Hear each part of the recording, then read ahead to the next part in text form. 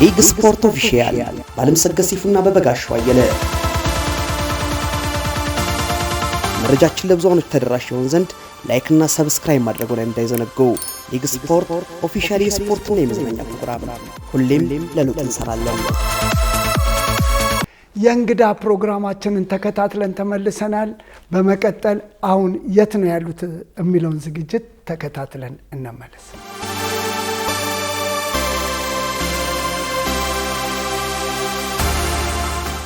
ከአሸናፊ ግርማ ጋር የነበረን ቆይታ ይህንን ይመስል ነበር። በመቀጠል አሁን የት ነው ያሉት በሚለው ፕሮግራማችን በዋናው ስሙ እንግዳ ዘር እንግዳ ወርቅ ምናምን ማንም ሊያውቀው አይችልም። እሱ ራሱ አያውቀውም። ፔሮል ላይ ሲፈርም ነው የሚያውቀው። ማሙሻ አበራ ጋር ያደረግነውን ቆይታ ተከታትለን እንመለሳለን። በዛሬ አሁን የት ነው ያሉት ዝግጅታችን ለምንድን ነው ግን እዚህ ላይ ላቋርጥ? እንግዳ ወርቅ ስሙን ራሱ ይማል አያውቀውም። ሁሌም ከቤት ጀምሮ ማሙሽ ከሜዳ ላይ ስም ያላቸው እንደዛ ነው። አሁን የሰበታም እንደዛ ነው። ሰበታ እንግዳ ወርቅ ነው እሱ። እንግዳ ወርቅ ነው። ኤርሚ ደግሞ ለዚህ ምላሽ ነው እና አጋጣሚ ሆኖ ማንም አያውቀውም። ያው ለተለያዩ 3 ክለቦችና ለኢትዮጵያ ለዓለም ወጣቶችና ለአፍሪካ ወጣቶች ዋንጫ ለማለፍ በተጠራው ስብስብ ውስጥ በጋርዚያቶ ተጠርቶ የነበረውና በመጨረሻም ከስብስቡ የተቀነሰው አመለሸጋ እኔ እንግዳ ወርቅ እንዴት ይምጣልኝ? እኔ የማውቀው ማሙሽ በሚለው ስም ነው። ማሙሽ አበራ ነው። እንግዳ ወርቅ አበራ ነው። ቅጽል ስም አለው ብዬው ነበር አለኝ። አብዛኛው ሰው የሚያቀኝ ጓደኞችን ጨምሮ በዋናው ስሜ ሳይሆን ማሙሽ አበራ በሚለው ስሜ ነው። ይህ ስም ይወጣልኝ ደግሞ ከልጅነቴ ከቤተሰቤ ነው። እንግዳ ወርቅ የሚለውን ስም የማውቀው ፔሮል ላይ ስፈርም ብቻ ነው። ሳየው እንግዳ ወርቅ ማን ነው እያልኩ ነበር መፈረመው። ምን ይቆጭካል ስለው በአፍሪካ እና በዓለም ወጣቶች ዋንጫ ከነበረው ስብስብ ላይ እርግጠኛ በሆንኩበት ሰዓት እኔን ጨምሮ ኤፍሬም ወዲሰሩ ኤፍሬም ዘሩ የት ነው ያለው? በጣም ኳስ ቁጥሩ ነበር። አሜሪካን ነው ያለው። እንዲሁም አለማየሁ ዲሳሳ ዴል ፔሮን መቀነሳችን ይቆጨኛል። እንደ ተጫዋች በጋርዚያቶ ማለት ነው። እንደ ተጫዋች ጋርዚያቶም አምኖብህ እዚህ ጋር መድረሱ ጥሩ ነው፣ ተመስገን ነው የምትለው። የተደሰትክበትስ አገሬን እንደወክል የአገሬን ማሊያ እንድለብስ በወቅቱ ስጠራ ያልጠበቅኩት ስለነበረ በጣም ነው ደስ ያለኝ።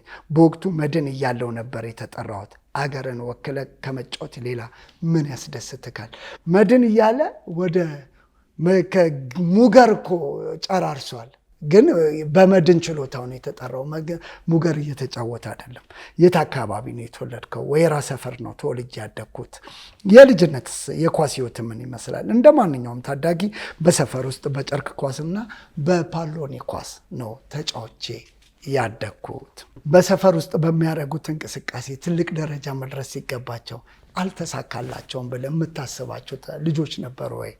በጣም ብዙ አሉ። ለመጥቀስ ያህል መስፍን ጸጋዬ፣ ዳንኤል ጸጋዬ፣ ኤልያስ ጸጋዬ እና ከኔ ጋር ከሰፈር ጀምሮ እስከ ዋናው ቡድን ደርሶ የነበረው ብዛየው ካሱ ወይም አብጤ በኳሱ ቢገፉበት ኖሮ ትልቅ ደረጃ መድረስ ይችሉ ነበር። 3 ወንድማማቾች ናቸው። እንግዲህ አባታችን አልጠየቅኩትም፣ ግን ይመስለኛል ይችሉ ነበር። የእንጀራ ጉዳይ ሆነው መንገዳቸውን ቀየሩ እንጂ።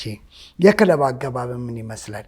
ግጥሚያ ለማድረግ ኦሜድላ ሜዳ ሄደን ስንጫወት የኦሜድላ ሲ ቡድን አሰልጣኝ የነበረው አየለ ብሩክ ጨዋታችንን ይመለከት ነበር። በሱ አይን ውስጥ የገባ ነው 5 ልጆች ለኦሜድላ ሲ ቡድን እንድንጫወት መረጠን እላል።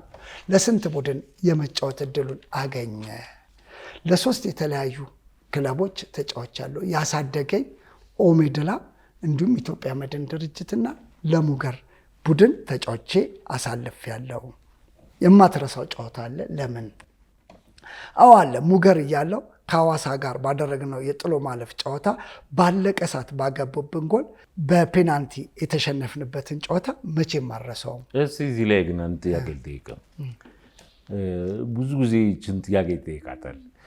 ካጋጠሙ ጨዋታዎች የማትረሳው ምናምን የምትለው እስቲ አንተ በተጫዋችነትም ወይ ካየኸው በጨዋታ ዘመንም ይሁን ካየኸው ጨዋታ እስቲ አንድ የሚገርምን ገጠመኝ ነገር የሚገርመኝ ቤስት 11 ሊወጣ የኢትዮጵያ መድን ቢ ቡድን እየተጫወትን ቤስት 11 ሊወጣ ያው ለውድ ጨዋታ አርብ ነው እና አማረ ዘውዴ ለነዛ ነፍሱን ይማረው ለነዛ ለቤስት ላሉት ልጆች ገብቶ ነበር።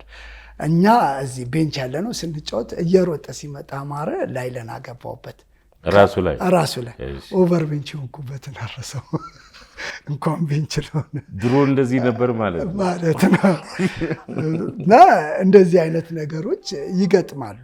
ኦኬ ከማን አጠገብ መጫወት ያስደስትካል? ከዳንኤል አሸብር ማቻ ከእሱ አጠገብ መጫወት ያስደስተኛል። እሱ አጠገብ አለ ማለት ነገሮችን ሁሉ ያቀልልካል። የሚያስቸግር ተጫዋች ማ ነበረ? ስንታየው ጌታቸው ቆጬ ነው፣ መቼም አትይዘውም። በዛ ላይ ቦክስ ውስጥ ካገኘክ ጉድ ሰርቶክ ነው የሚሄደው። ስለዚህ ለእኔ አስቸጋሪው ተጫዋች ስንታየው ጌታቸው ቆጬ ነው። ካገባ ጎልስ ማትረሳዋለሁ። በተለያዩ ክለቦች የቆየም ቢሆን አገባለሁ። መቼም የማረሳው ግን በቅጣት ምት ጊዮርጊስ ላይ ያገባሁትን ነው። በቃ ሁሉም ቡድን ማንም ተጫዋች ብጣራው ምርጥ ጎላ ብዙ ክለብ ላይ እንኳን ቢያገባ ጊዮርጊስ ላይ ያገባውን ነው የሚያስታውሰው። ለምን? ብዙ ደጋፊ ስላለው። እዛ ስታገባ ደጋፊው ጸጥ። ጊዮርጊስና ኢትዮጵያ ቡና ላይ ጎል ማግባት ከዛ በላይ ከገባባችሁስ ጎል ማትረሳዋለሁ። ቅድም ነገር ያለው ከሐዋሳ ከነማ ጋር የጥሎ ማለፍ ዋንጫ ባለቀ ሰዓት የገባብንን ጎል መቼም ማረሰውም። ያገባብን ደግሞ እኮ አሁን ኑሮ በጀርመን ሀገር ያደረገው ከቤንች ላይ ተነስቶ ውጭ ሀገር ሄደው ባይሉ ደመቀ በነገር ላይ እኮ ባይሉ ምርጥ የነበረው 90ዎቹ አጋማሽ የሐዋሳ ከነማ ተጫዋች ነው። ከዛ ጊዮርጊስ ኢትዮጵያ ቡናም ተጫውቷል። በኦሎምፒክ ቡድን፣ በኢትዮጵያ ወጣት ቡድን፣ በዋናው ብሔራዊ ቡድንም ምትክ አልባ ነው። እኔ ጉልበቱ ኤነርጂው ምናምኑ ይገርመኝ ነበር። ደከመኝም አይልች ግን ተመለጠ። አይገርምም? ያው ጸጉር ባዳ ነው እኮ ትላለህ። አልሸሽም አይደል? አይ ብዙዎችን ስታያቸው የኔ ታናናሾች ሁሉ መላጣ ናቸው። የኔ የዘሩ ነው እንኳን አይመለጥም። ግን ጠቅቄዋለሁ። የሚቆጭ ነገር አለው ብዬው ነበር። ለኢትዮጵያ ብዙ ተጫዋቾችን ያፈራው የሙገር ቡድን መፍረስ በጣም ይቆጨኛል። እስቲ አንተንም ልጠይቀው በዚሁ የሚቆጭህ ነገር።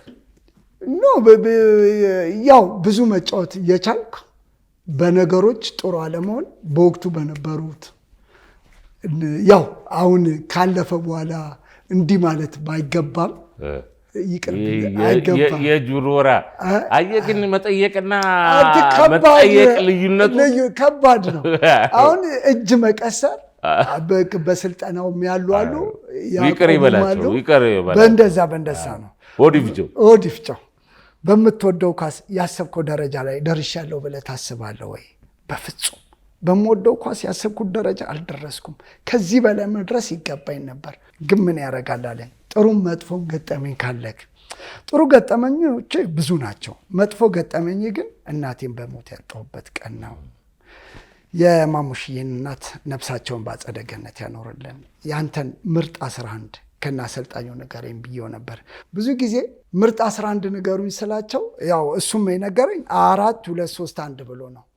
በረኛን አያስገቡትም። በረኛውም እኮ ተጫዋች ነው። 1 4 2 3 1 ቢለኝ እኔ ደስ ይለኛል ብዬ አንድ ቁጥር ያደረገው ያው ኳሱን የሚያስጀምርለትን በረኛውን አሊ ረዲን ያደረገው። ከዛ ባሳዝነውን ወይ ባሳዝነው ጌታቸው ነፍስ ይማር ዳንኤል ማቻ እሱን አድርጓል። አንዋር ሲራጅን ዳንኤል ማቻና አንዋር ሲራጅን እዛ ጋር አስቀምጧቸዋል። ከዛ ገብረ ኪዳን ነጋሽ ጋምብሬን ባሳዝንና ገብረ ኪዳን ነጋሽ ዳርና ዳር አድርጎ ባሳዝን ዳንኤልና አንዋርን አስቀምጦልናል። ከዛ ሁለት መሀል የነሱ ከተከላካይ ፊት የሚቆሙትን ተክሌ ብርሃኔን እና ገመዳን እና በሙሉ ዓለም ረጋሰን አድርጓል። ከነሱ ደግሞ ፊት 3 ያስቀመጣቸው መቼም በቃ ሰው ማየት የሚያፍረውን አሰን በሽር ወይም ጉንዳንን ሲሆን ከዛ ተስፋ የፈጠነ በቃ ግራ እግሩ እኔ ለምን እንደተፈጠረ በተለይ መሀል በገባ ላይ ያሰክርካል እኮ። ከሱ ጋር መሀል በገባ አትጫወት እና ዮርዳኖስ አባይን አድርጓል። የመጨረሻ አጥቂ ያደረገው ሳላዲን ሰይድ ነው። ታዲያ የዚህ ቡድን አሰልጣኝ ማንን ታደርጋለህ ስለው ምንም ሌላ ሰው ባደርግ እነሱ ራሳቸው ቀር ይላቸዋል ብሎ ኢንስትራክተር መንግስቱ ወርቁን ያደረኩት የመሰልጠን እድል ስለነበረኝ በሱ እሱን ያደረኩት። ነፍስ ይማር ብለናል። አሁን የት ትገኛለህ? በምን ስራ ላይ? አሁን እዚሁ አዲስ አበባ ውስጥ እገኛለሁ። በወይራ ሰፈር ታዳጊዎችን በማሰልጠን ላይ ነው የምገኘው። ወደ ስልጠናው አሁን ነው የገባከው? በጣም ቆይቻለሁ። የሙገር የሴቶች ቡድንን ለ4 ዓመት አሰልጥኛለሁ። በጣም ጥሩ ስብስብ ነበረን። ቡድናችን ባይፈርስ ትላልቅ ልጆችን በወንዶችን ያሳየን ሙገር በሴቶችም ያሳየን ነበር። የሙገር መፍረስ እኔንም ከስልጠናው እንደገና አራቀኝ። ከዛ ታዳጊዎች ላይ ወደ ስልጠና ገባው። ግን እዚህ ላይ በጋሽ በጣም እኔም አሁን ከፈረሱ ቲሞች በጣም የሚጸጽተኝ ሙገር አንዱ ነው። አቅሙ በርካታ ታዳጊዎችን የማፈራት አቅሙ በገንዘብም የሚታማ አይደለም። ሲሚንቶ ነው። በጣም በወቅቱ የኢትዮጵያ እግር ኳስ ፌዴሬሽን ፕሬዚዳንት ነበሩ አይደል? ነፍሳቸውን ይማርና ኢንጂነር ግዛው ተክለማርያም እሳቸው ናቸው። ያው አብዛኛውን ውሳኔ እንደውም ዝምተኝነት ያበዛሉ በሚል አቶ ፀሐዬ ገብረ እግዚአብሔር ነበሩ። ግን ከሳቸው መታሰር በኋላም ይመስለኛል ቲሙ ያፈረሰው እንጂ ሙገር እኮ ከነ ኡመዱ ኩሪ፣ ሳላዲን ሰይድ ታዳጊ ፕሮጀክት የነበረው ታዲያ እና ትላልቅ ነገሮችን ታይባቸው። አሁን ድሮ ኤልፓ፣ ጎርጊስ፣ ኢትዮጵያ ቡና በተለይ ኢትዮጵያ ቡናና የኤልፓና ኢትዮጵያ ቡና ታዳጊዎችን እንዳሸን ነበር የሚያፈሉት። እንዳሸን ኤሌክትሪክ በተለይ በጣም ሁሌ በቃ ከሲ ዋናው ቲም ከሲ ዋና ቲም በሚገርም ሁኔታ የምናይባቸው ጊዜ ነበረ። እና እንደዚህ አይነት ቡድን ሲፈርስ ሙገርን ጨምሮ እነ ብራና ሰላም፣ ክራይ ቤት መቼም ልትረሳቸው አችልም። እነሱ የሚቋቋሙበት ጊዜ ሩቅ አይሆንም። በክራይ ቤት እነ ነገደ ደስታን እነ ተስፋ ማርያም አበበ እኔ በቃ መሀል ላይ ዚዳን እኔ የሚመታቸው ኳሶቹ ራሱ የሆነ ከርቭ ኳሶች ነው።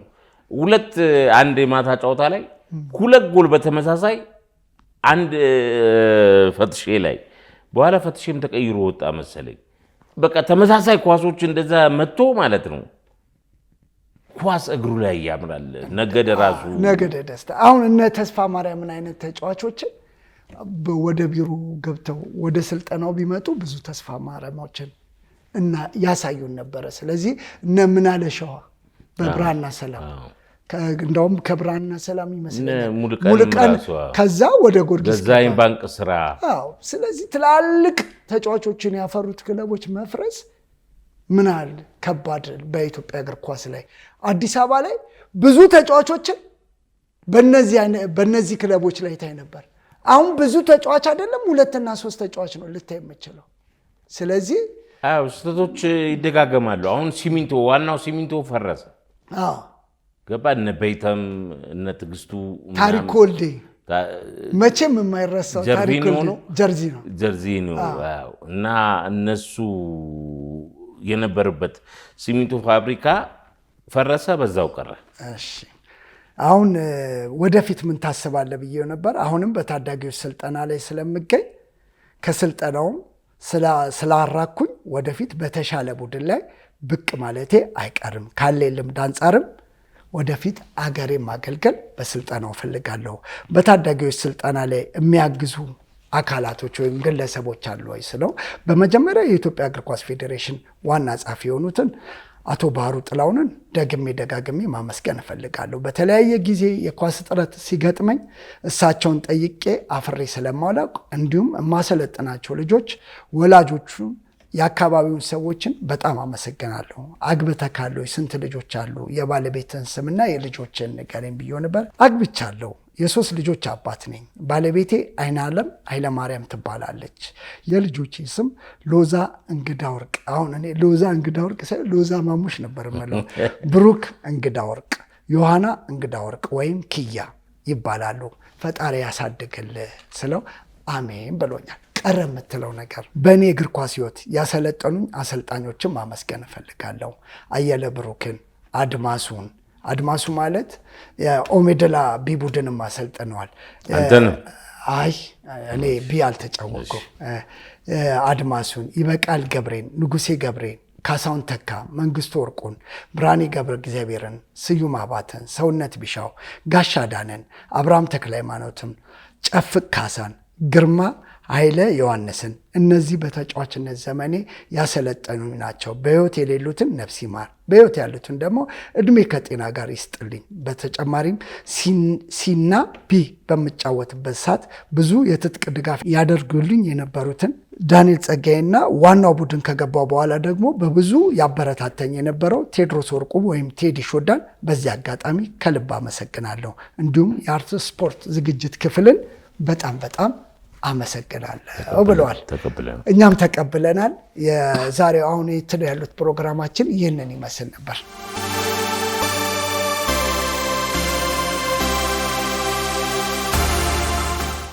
ፕሮግራማችን ይህንን ይመስል ነበር። ሳምንት በሌላ ዝግጅት እስከምንገናኝ እስከ ሳምንት ቸረን ሰንብት።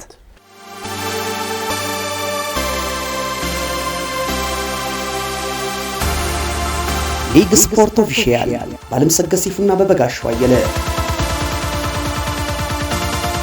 መረጃችን ለብዙዎች ተደራሽ ይሆን ዘንድ ላይክ እና ሰብስክራይብ ማድረጉን እንዳይዘነጉ። ሊግ ስፖርት ኦፊሻል የስፖርትና የመዝናኛ ፕሮግራም ሁሌም ለለውጥ እንሰራለን።